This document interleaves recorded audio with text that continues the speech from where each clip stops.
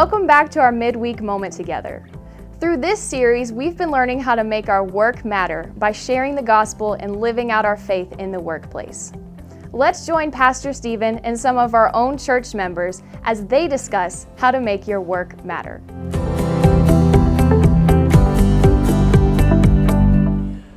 All right, well, Kevin, thank you so much for coming and spending a few minutes with me today. Why don't you just take a second as we start off, introduce yourself, tell us a little bit about what you do and what line of work you're in. All right, well, Kevin Avery, 51 years old, live in Gretna, been born and raised, I was an Algiers boy at heart, grew up right here. As a matter of fact, like I told you earlier, when I was a kid, I used to ride my bicycle through the breezeways and go use the Coke machine because it was 25 cents and get ran off by the personnel that was here back in the day. So that was always kind of funny, but I'm executive director for Gretna Economic Development Association. The acronym's GETA. Me and my wife own a printing business. I'm not gonna try and plug it and do any sales. So, I'm involved in a community a lot in Gretna. I do a lot there. I've been living there for 17 years. I'm involved in things like Optimist Club. I was just recently president for Rotary Club of the West Bank. I've done things like First Tee and things like that, always involved in the community. That's usually a big thing for me, So what led you kind of from owning and operating your own business into the world of community service, I guess, or into more of the community side of things from just being a business owner? Well, what starts off, and I guess, if we're going to relate this to Christianity, what starts off is that, anytime you want to grow your business, I've watched over time that social media has, in some ways, it's an advantage, but in a lot of ways it's a disadvantage because people feel, hey, I'm going to put my stuff on Instagram or Facebook and my business is going to grow. But they forget about, like what we were talking about earlier, that face-to-face, the conversation, the shaking hands, the talking to each other, and getting to know people and truly building a relationship. So for me, in every job or every organization I've been involved with, whether it was volunteering or running or whatever, the more you're involved in these other organizations and the more you give of your own time, the more those relationships grow. And then as they grow, it comes back naturally. So I call it grassroots marketing. It's just grassroots, getting to know people, shake hands, see how they're doing. And as those relationships build, they actually look out for you. Relationships are really kind of what drive our lives and what drive everything, kind of who we are. I think you see that as we look across, whether it's church, whether it's business, whether it's just life in general, that it's kind of something that we're all sort of looking for is, where can I find those relationships? How can I invest in people? How can I allow people to invest in me? And that happens in relationships. It's where people grow, it's where they build one another up, and it's where they're encouraged, where they lean on each other. And so that's such a great reminder of the importance of relationships in our lives. Now, let me ask you this. As you do these things, how does your faith influence your kind of daily activities, your daily work or your job? How does your faith influence that? Well, there's times that, because, I told you I'm pretty real. So there's times that, my faith doesn't show because, the stresses of life, they wear on you. So sometimes you can show yourself for the flesh that we fight every day. And so as I've matured in my 51 years here on earth, I've realized that, hey, you're being looked at. So you don't want anyone to stumble because of your actions. So the times that, and I've spoken with Pastor Michael about this, the times that I truly, as a businessman, try to draw away to find that peace that I need so it doesn't wear on me, those are the times that I come across someone in the business world or the community that just needs to hear that word, that loving word or that caring word. That there's been times that and I might even get emotional talking about, there's times that you'll see a person like, God, I needed that. Well, because I drew away to find that peace for myself in the stressful world is the times I see it happening. It doesn't happen every day, I promise you. But the times that I draw away to find that peace that I need is the times that it's effective as a Christian, the times that my faith shows. And a lot of times doors open for me that I believe is truly the favor of God on me because I was faithful. I think that's a great way to put it. It's almost two-pronged. It's the taking time for yourself and saying, hey, I need to let God work in me, and I need to find these moments of peace and these moments of reflection and things like that, and then allow God to use kind of that overflow in my life to influence other people. So let me ask you a question. In the business world, how do you do that? Because I'm sure that the temptation is there to just go all the time. How do you find a way to kind of manage the busyness of owning and operating a business, being a part of organizations, but also saying, I need some time where I can just be with the Lord, and God, I need some personal time as well? Well, I'm gonna get some brownie points when I say this. Having a loving wife who's also a Christian helps a lot. I mean, that helps a lot. Yeah. So, I mean, that does help. Have that family support that are Christians. That helps a lot. But, for me, one of the tricks for me, or at least that keeps me grounded, and everyone, there's certain people that are prayer warriors, and there's certain people that are evangelists, and there's certain people who are worshipers. For me, I draw away a lot through music and worship, musical worship. I know we have worship where we praise God through our hearts and our studies, but I mean worship meeting music-wise.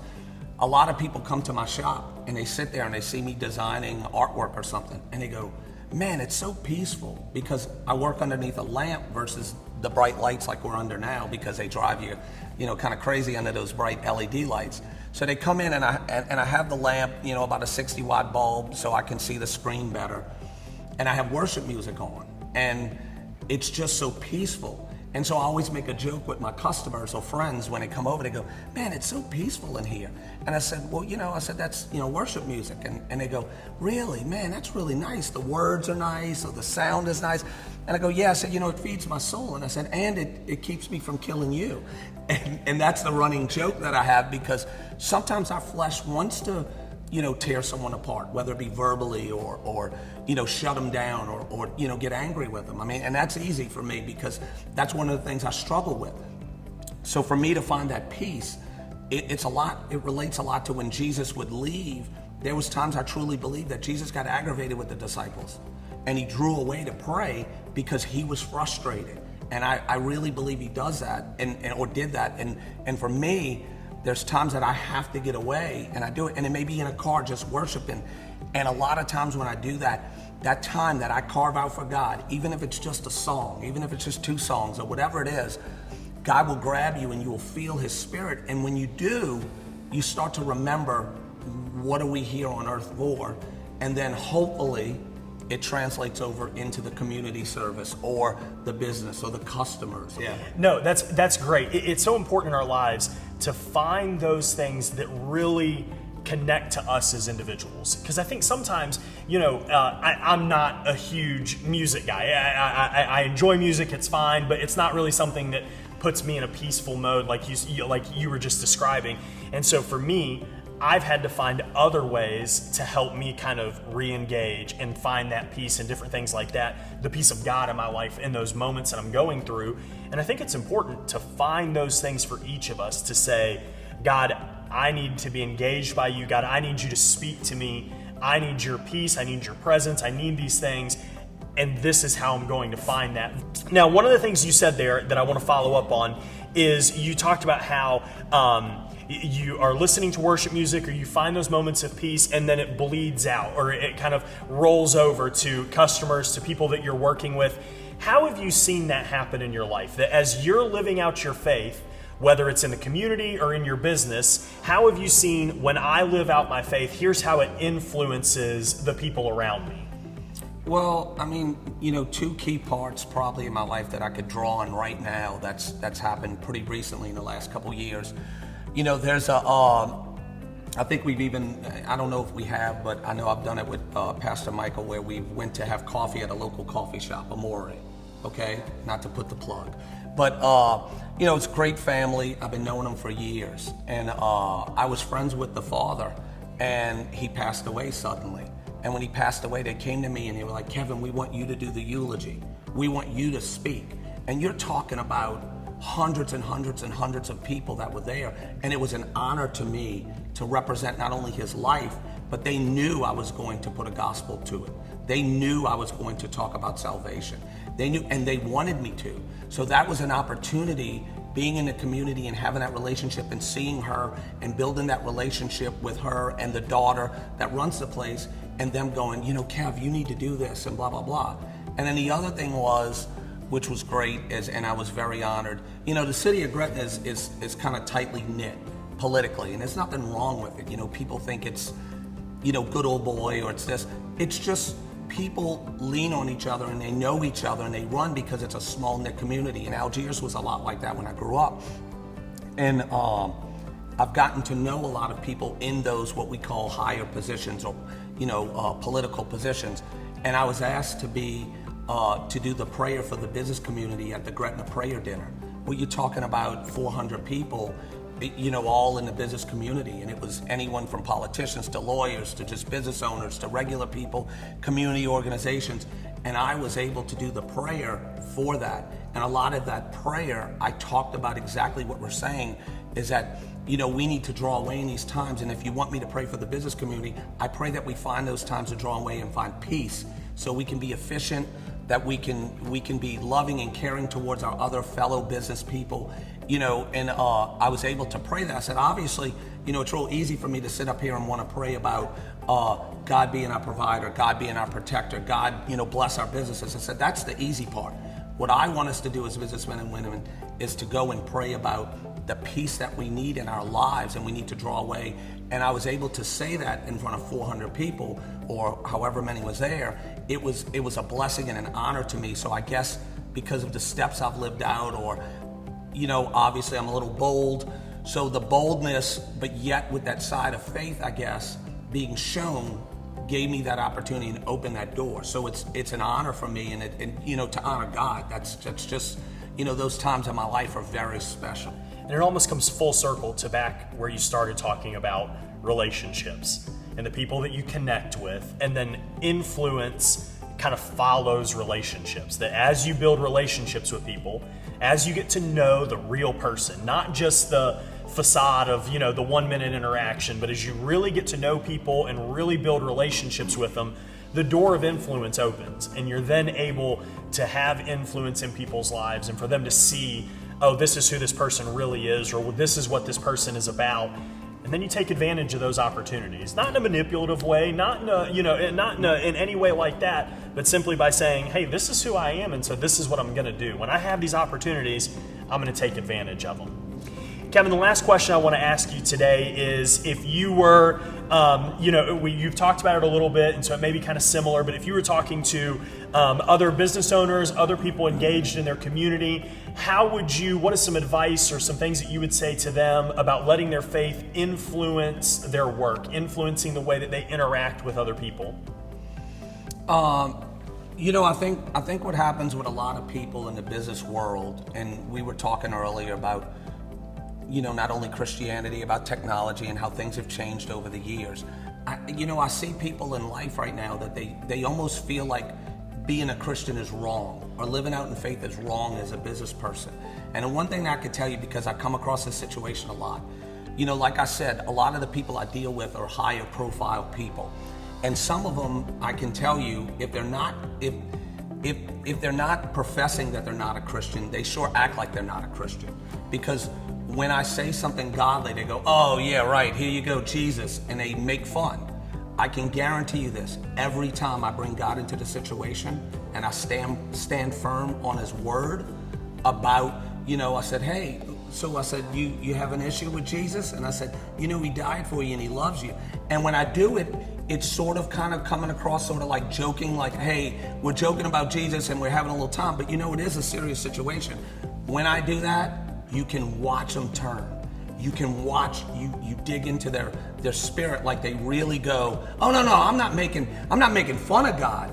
And it allows me to show who I am in my faith in such a way, that boldness in such a way that it allows me to say, hey, look, I'm a Christian and I'm not wavering. It doesn't mean I'm perfect.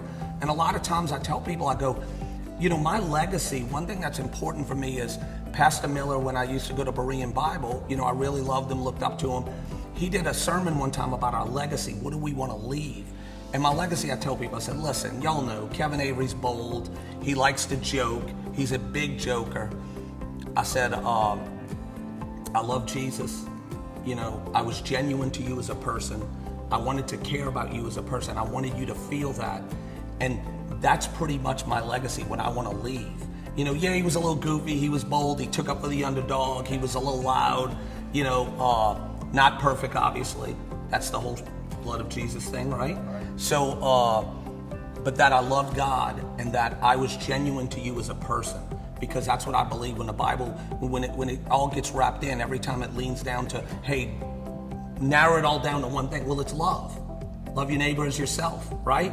Love the Lord God with all your heart, soul, and mind. So when we love our neighbor as ourselves, we're not going to hate people, and we're not going to want to steal from people, and we're not going to want to be mean to people. So when we truly are genuine in a relationship realm, like we were talking about, when I truly look out for you in a relationship and not look to get anything from you, then that love that shows through, that's what I want to leave. That's the legacy I want to leave to you. I think that's a great thought to take away, is the idea of leaving a legacy. What do we want that to look like? And a legacy of faith is a great thing to leave behind. People will say, man, you know, here's all these things, here's this or that or the other, but one thing we all know is that that person loved Jesus. And what a great legacy to leave in the workplace and community and in your lives in general. Kevin, thank you so much for coming and sitting with me for a few minutes. I really appreciate you taking some time out of your day to talk with me about work that matters.